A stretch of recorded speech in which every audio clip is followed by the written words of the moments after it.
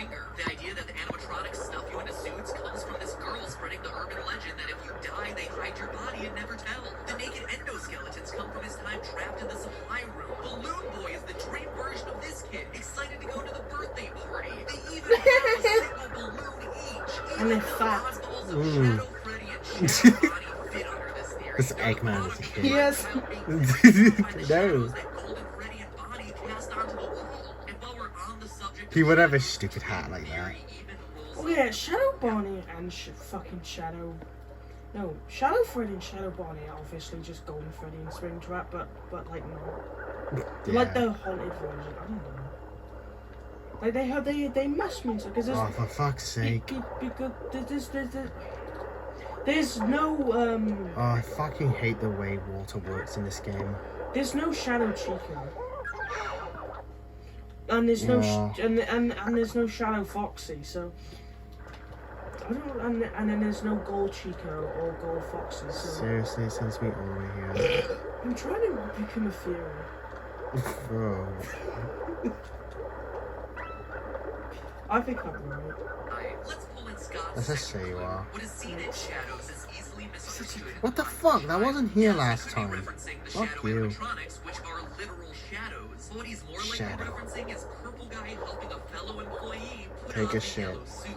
They're in a dark, shadowy room, and what the And kid it's sees, pretty hard to take a what shit. he sees is someone getting violently stuffed into a suit when it's just a mascot putting on its head. Think about how traumatic it'd be if you were a kid and you were at Disneyland and then saw Mickey Mouse suddenly take off its head. Holy It would fuck! blow your Have you mind. seen that video where like Elsa's mask falls off and it's a black man? No, but that looks so hilarious. I like a boy. Someone was dressed as Elsa, and they did like a front flip on a trampoline. You know when they did it, the mask came flying off. It was like a black man. This is amazing. It's so funny to me. Oh god, oh god, oh god, oh god, oh god. See, that's just as traumatic as that. Mm. See, I understand what you mean. We all know that there's no murder happening. It's just So no. employees going about the daily crime. In fact, that's why Purple Guy is purple. In the Atari-style games, shadows are represented not with black, but with purple, as indicated by the shadows cast by the animatronics on stage. Wait, so That's why Purple Guy's a shadow of Freddy, what? Shadow Bonnie, and even the innocent employee in the dark back Dick. room. The shadowy Purple Guy are such an unusual color. Still skeptical? So was I. Sure, it answers a lot and smooths out the timeline, but there was still one piece of the puzzle that was missing. One thing that was nagging me. It still felt like a convenient explanation, but Yeah, not of an course. intentional one. Not something that Scott had planned for the series. All I needed was just that one detail that made everything fit together. But then, while writing this script, it finally dawned on me. The nail in the coffin. The one piece of evidence that no one can deny and that, to my knowledge, no one has talked about in the months of theorizing. The detail that convinced me this theory talking about has to be nightmare? true. Fucking- Are you ready to have your mind blown? Yeah. Listen to the sound that you hear at the end of every night of the first 3 games. Diabolic. Eggman's.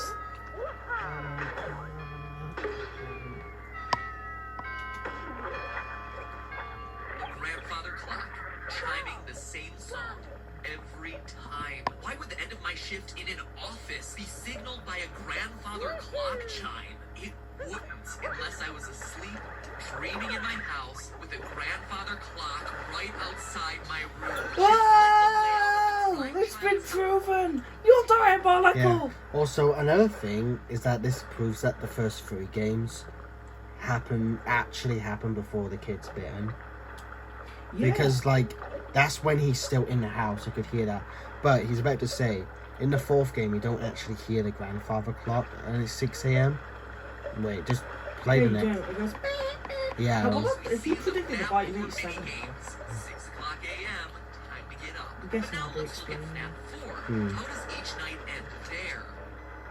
Unplugging alarm clock. Yeah. Because we're no longer in the crying child's We're in the house. hospital. We're in Yeah. the hospital, trying to Yeah. recover from being bitten. Okay, that kind of does say that the 4th game, though, is after the bite. Like, even the scary shit. But But how, my... I don't know. I guess just even I if, guess the minigames are before. yeah. Oh my god, that's so complicated. But he talks about the bite in F1's phone call. Oh, I don't know. Oh, Yeah, that's a good fucking point, actually. yeah, I don't know, Wallace. I don't know. Well, maybe all of it's supposed to be. Oh, It doesn't work. so now we're reaching on to the point where, yeah, Dream Fury is what Scott Cawthon intended, but here's the thing: we're not really going to theorizing as we are criticizing now. It actually just doesn't make sense. No, it doesn't. In fucking FNAF 1, phone person wank sock says, and then there was the bite of 87, even though this takes place in 1983. Oh god, no, FNAF 1 contradicts it though. If Phone Twatbag didn't say that, then I'd be like, alright, fine. But no, he literally says that. What's the timeline? That's fucking scrambled. Also, another problem is, like, how can we use minimum wage to gauge which year the game is set in? How would a child know that? Exactly. Also, wouldn't everything be set in 1987? Yeah, but it's not. It's in 1983 because the school's TV says so. But there's different dates across them. And what about FNAF 3 being 30 years in the future? Yeah, it's just too much shit. Also, it doesn't explain all the weird mini games in FNAF 3 where, like... No, it doesn't. Like... 5 kids still died. I don't care. I don't really like this Fury anyway. To be honest. Here's the thing. This is what Scott intended. It just doesn't really make sense. Do we know for sure it's what he intended? Yes, because, like, why else would he be leaving those messages on the live stream trying to do all this? Unless he was deliberately saying all that to trick people up, just because he's a troll. He probably is, mate. He's probably just hoping someone will notice the holes in this theory. Okay, no, this theory doesn't work for me. No, I mean... It doesn't, because FNAF 1, it says that 87 Blight already happened. But all the first 3 games are supposed to be before, which doesn't even make any fucking sense. Oh, I don't know. So far, every Fury Matt Pat said, I swear it's so easy to disprove. Yeah, it's kind of sad, actually. Yeah, I don't know. Yeah, I don't know. Well, here more. Flower Easter eggs. No hospital has a grandfather clock, but they're all equipped with a generic digital alarm clock. This, to me, was the missing link, the piece of evidence that took this theory from convenient explanation for a lot of the game's weirdness to definitive proof that this is what Scott intended. My heart is racing right now. I'm so excited about sharing this with you. It feels like finding the Rosetta Stone, the one detail It's that not unlocks true. everything else in this huge mystery we've been trying to Just go solve. But in. at the same time, it's bittersweet, right? Remember what I said at the beginning of the episode? It sounds no. like a cop-out, right? It's like a lazy storytelling cliche. Yeah. How many of you agreed with that? If you're honest with yourself, a lot of you, you'll notice across my Fuck videos, off. I cover dream and coma theories very often for exactly that reason. They're too easy, too flexible, because it's all a dream. Weird stuff can be written off, logical errors overlooked simply because it's not actually real. In the theory world, That's why I they're hate the loose. excuse They're for hard to Rosetta argue Stone. against that can be molded to fit any random collection of details. And for a game like FNAF, where us theorists have spent thousands of hours combing through all of the details, making and remaking timelines, bending over backwards to make every last piece of information fit together across the 4 games, it was just a dream reveal invalidates all of that work. It says that none of it really mattered since none of it really happened. And Scott knows this. Let's look at a quote from Scott in his update on Steam regarding the Halloween DLC for FNAF 4.